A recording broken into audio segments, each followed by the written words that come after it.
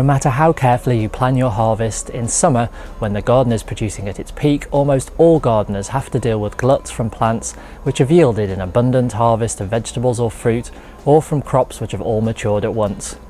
In this video, we'll show you some great ways to make the most of a sudden glut which you weren't expecting. Some fruits and vegetables store well for months if they are kept in the right conditions. The key to success is to know which crops store well, to only store unblemished produce, and to check them regularly, immediately removing any which show signs of disease or rotting. Apples and pears are best stored in trays with slats to allow good air movement. They should be placed on the trays gently to prevent bruising, not touching to promote good air circulation, and stored in a cool place such as a garage or cellar, free from rodents. Keep them away from strong smells such as onions.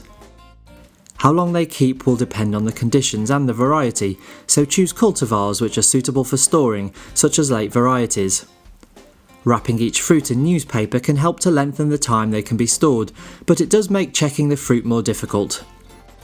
Root vegetables such as carrots, potatoes and beetroot also store well.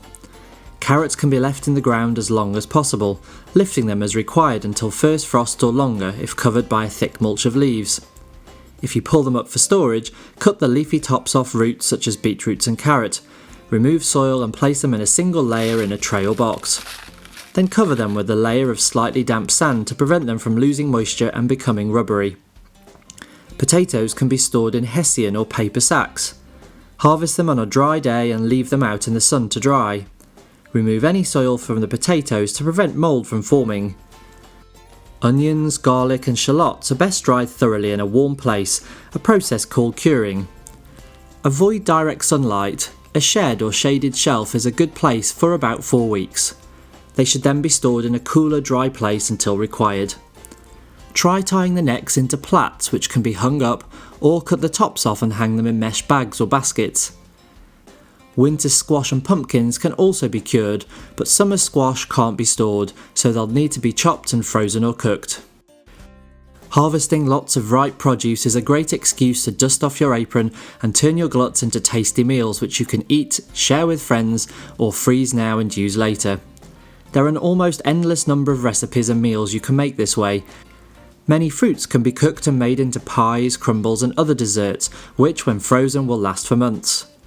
All sorts of vegetables can be cooked and made into quiches, pies, crumbles or curries, all of which can be easily frozen, taken to dinner parties or offered to neighbours.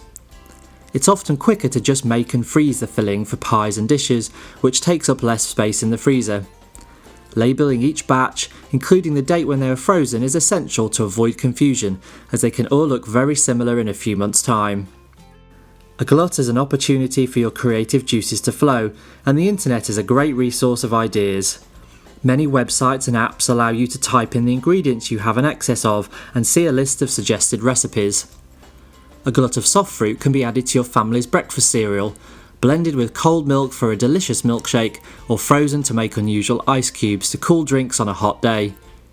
Many vegetables make great skewers on the barbecue or grill, or try adding them to pizzas, frittatas, burritos, or pasta in place of your usual ingredients.